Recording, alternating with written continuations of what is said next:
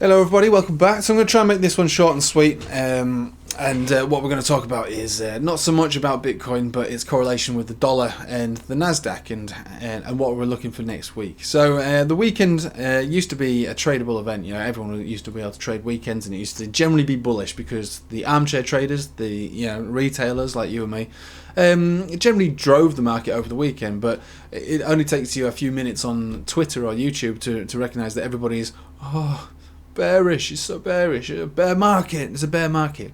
So first, we'll just address the difference between bear markets and consolidations. Right. So this is the major bear market that people refer to, which is the 2008 massive big bubble pop all the way up, huge correction really fast, and then consolidation after that, and then a massive dump off. So that's everybody's biggest fear, right? That's what we're doing. But this was when Bitcoin was highly overinflated, highly speculative, like a dot-com bubble basically.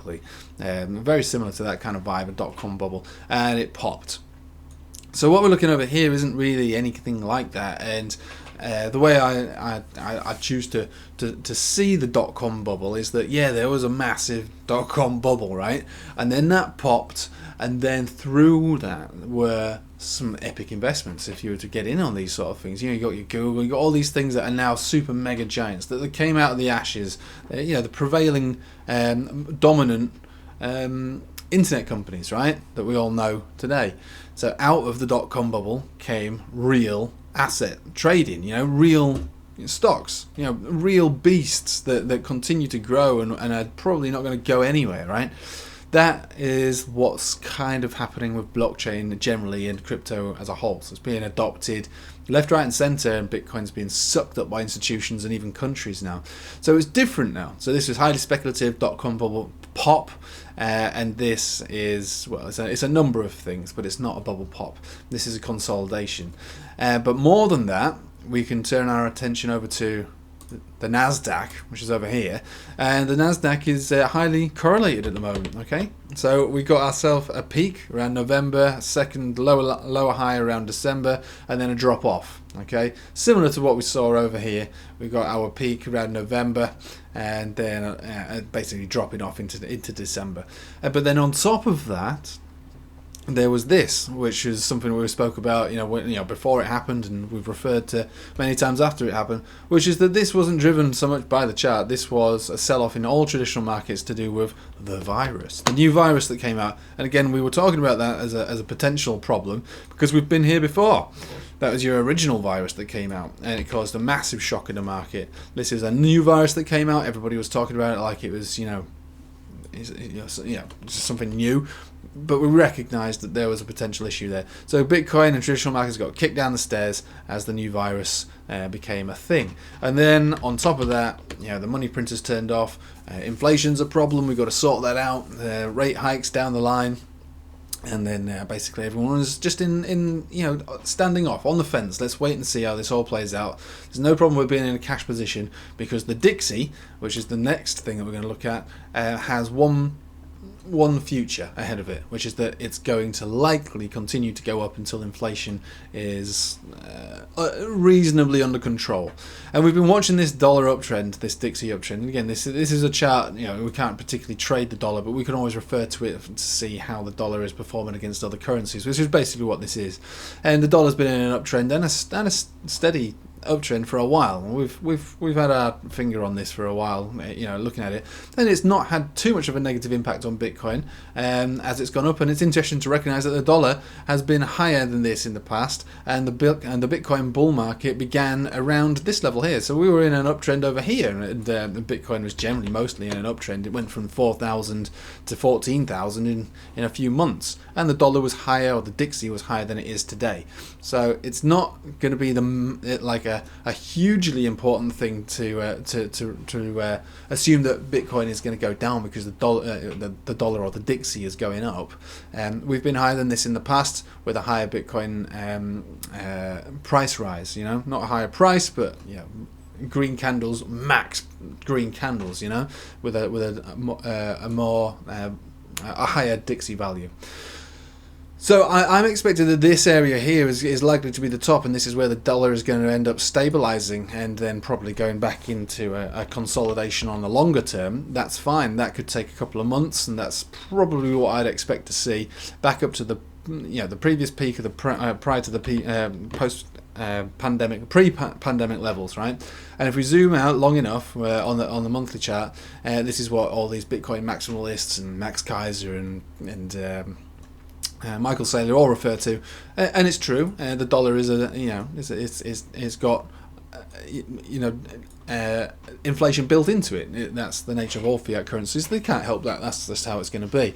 So we've got a high, we've got a lower high, we've got an even lower high, and this is going to be the case over what would appear to be roughly about a 12-year gap. And obviously you've got our lower lows, and we're likely to find a lower low around here as well. So again, those big boys, they're correct in what they say. Bitcoin is a inflation hedge over the longer period of time. Again, this is a monthly chart, and we are looking into the future in decades, right? And that's the appropriate thing to say for people like that, and I suppose to a large extent people like me, which is the whole idea is to try and accumulate as much Bitcoin as possible, through either trading or dollar cost averaging, or mostly trading, and keep it, just keep it aside. It's like a pension pot, early retirement. You see what I mean? But again, we're talking decades. But in the very short term, we are looking for the dollar to break out from here and move up to this level. Now, when it comes to time frame, I mean, it's likely to happen within a couple of month period. But since this uptrend really started to begin and go hard and heavy, we always came down to the 50 exponential, or the 200, or mostly the 50 exponential. So it's relatively volatile. It's been volatile this entire time, and I expect that volatility to continue. So since the Fed had the meeting, they basically said we're just going to do what we said we're going to do. We're going to focus on inflation as number one, but we won't allow for the markets to die off. That's just not our intention. But our first and major focus is on inflation, and that caused, obviously, this was your inflation report dump. This is leading into the Fed saying inflation's our number one priority, and then we had a massive recovery pump up to this rough level here of resistance, basically, which is destined to break, in my opinion.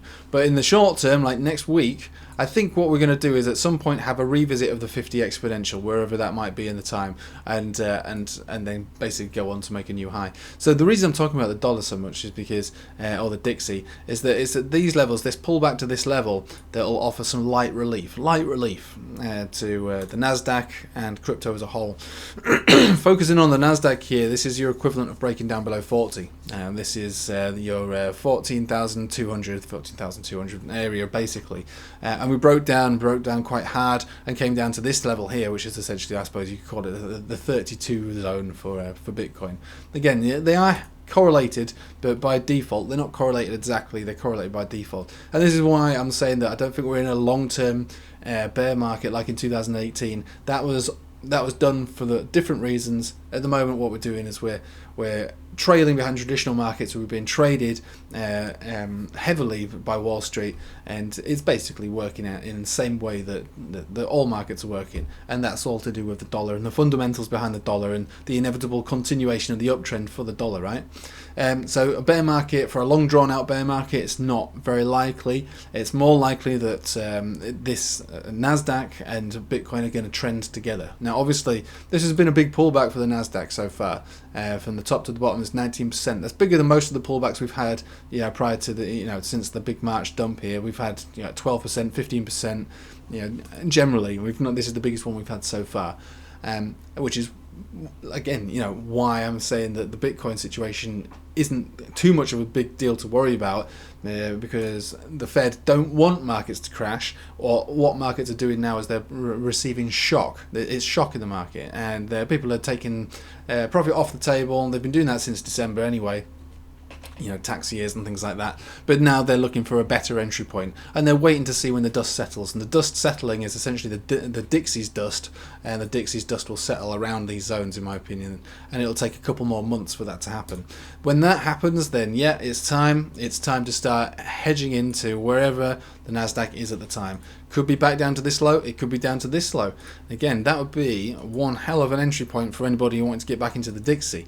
All the way down there, that's a 27% drop. that could cause obviously some major shock in Bitcoin if Bitcoin can't pull its socks up and get back up above these levels. But would it be a continuation of a long drawn out bear market? No. Would it be lower prices for Bitcoin? Yeah, it would. It would. We could easily be coming down to these zones, upper 20s, where we found our summer bottom, summer double bottom, and worst case scenario, we end up breaking below there into what I would consider to be the whale zone, right? This is where the whales will be swimming around. This is Elon Musk's rough entry point around here. Getting in there below Elon Musk is going to be bragging rights, and also a great idea, considering what we've shown you on the long-term time frames over the decades worth of price action for the Dixie. Let's face it, where do you want to be as an inflation hedge? You do want to have some Bitcoin on your balance sheets. Where do you want to get in it? Do you want to get it lower than the big boys in the market? Yeah, you probably would. And you would take a stab in the dark in this zone here. So I'm looking for this to honestly start to turn around, in about a 2 or 3 month period once the dollar has found its peak, and then that peak will consolidate from there and maybe even go down again. A lot of this is riding on inflation. If inflation starts to get even worse than it is now, then that will change the fundamentals of the Dixie, which could push it even higher. Remember, the Dixie by default is being manipulated on purpose to try and solve issues in the economy. So it's not as simple as saying, well, this is support, resistance, trend line, blah blah blah. That does play a major role, obviously, but then if there's major problems with inflation that continue to progress throughout this year, then yeah, that could change the whole chart structure. But for the moment, that's how I see this all performing, and that's what I see happening with Bitcoin, which is what's going on with Nasdaq, which is why this doesn't appear in any way like the previous bear market that people refer to. They're talking about areas of 10,000 or whatever being tagged. It's very, very unlikely that that's the case, because it's a different situation to the one in the past. The last one was like a dot-com bubble. This is basically just being dragged alongside traditional markets, which are reacting to changes within the fundamentals of the dollar. So I'll leave it with you there. It's long drawn out and not so much about price action, but I mean, in the short term for Bitcoin specifically, weekends used to be a tradable event, with retailers driving the market, and as well as me, the retailers have kind of basically taking a back seat. They're not really doing anything. They believe in the bear market, and they're just not willing to put money in, and that's fine. Now, me personally, I'm only putting in at significant levels. So I sold a lot here, and I first bought back around the 40,600 zone. I bought back at 35, and I'll be buying them at 32 and 29.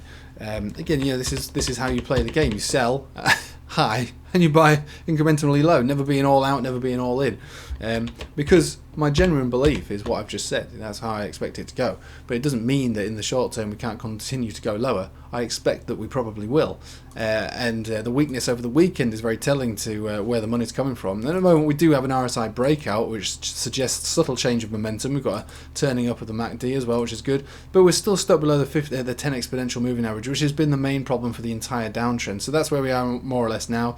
The momentum shift on the RSI and the MACD could push us up to the Bollinger Band center, so just dipping our toes below 40,000 before a further rejection. But the other thing to recognize on this is that further downside and lower lows to be formed on here could easily form a bullish divergence on the RSI on the daily, and it's that gives us the ultimate opportunity to actually take a decent bigger position, or even use some leverage to go long on this, because historically that's the only way and the biggest, most obvious read for any kind of upside to come out of a low. We've got this here, big pullback down, retesting lows, making new lower lows, but higher lows on the RSI, forming into a nice big uptrend, which from what I remember is about 60% or something. It's probably even higher than that. I haven't really measured it. And again, it's 100%, 100%. But yeah, I mean, the majority of that big stab up was probably about 60. It was about 80. Either way, it's a very powerful read, isn't it? And this is what we look for.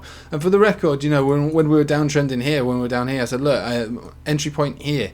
This is where I bought most of it back, and I was prepared for it to go lower, but it never did. It double bottomed around those zones. Again, the bullish divergence on the RSI suggested that will be the case. There's a strong level of support, which is down here. We're approaching these lows as well, so it wouldn't surprise me if we did come down to those levels. there's plenty of upside to be had on Bitcoin. The idea is that you either dollar cost average into it or you wait for the uptrend to begin again. But to wait this out to go to like a $10,000 low it's like, I mean, that is highly unrealistic given everything that we've just talked about on this video about why this is happening, why it's not a bear market in the same way that it was in 2018, and what sort of thing and time frame roughly to look for this to turn around. In my expectation, it'll be about 2 to 3 months before it actually turns around. Doesn't mean that it'll go straight into a V-shaped recovery and up to the moon, but it means that it can start to move up again and create a consistent uptrend for itself. But it's not going to do it tomorrow. I do believe that lower lows will be put in on this chart, like they would do on the Nasdaq, as higher highs will be put on the Dixie, but they're not going to be the lows that some people refer to, like 20,000, 10,000, God knows what some people are saying. So that is the deal. It's not the end of the world. It's actually quite a decent, decent thing to receive here. It's like a blessing to take advantage of, not just for Bitcoin, but traditional markets too. Going to be adding to my pension over the next couple of months for some long-term stocks that will be put in my SIP. For the obvious reasons is that this is how it all appears to work out. So in about 2 or 3 months, my pension pot is going to have a hell of a lot more contributions to it for long-term stocks, and that's how we should see Bitcoin as well. Like if you're looking to buy into something to hold over the next decade or two, this would be one of those things, and that's how institutions view these things. Decades. They're not seeing it on the 5-minute chart or the 10-hourly chart or the hourly chart, the daily chart, the whatever chart. It's decades. That's how it's going to be interpreted. So look at it like that. That's how they're going to see it, and this is why the whales are very likely to step in within this zone very fast, because it's the obvious thing to do for a balance sheet that's going to be looked upon over 5 to 10 and more years. Right, thanks for watching, guys. Hope you have a nice day. Take it easy.